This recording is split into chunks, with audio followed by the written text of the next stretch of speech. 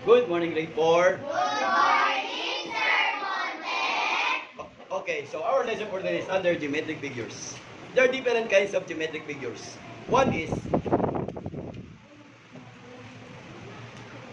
point. When we say point, this is an example of point under geometric figures. Number 2 is line.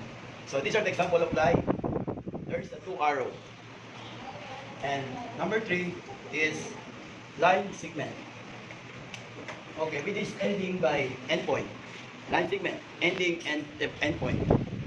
And number 4 is ray or rays. Yan, ray.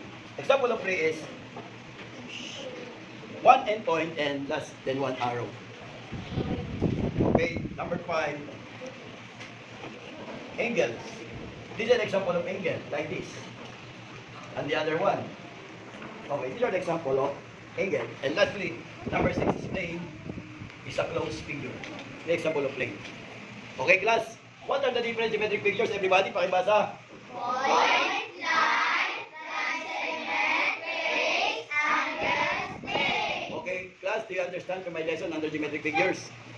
Opo. Okay, thank you for watching. Thank you to all. Thank you for watching. Thank you.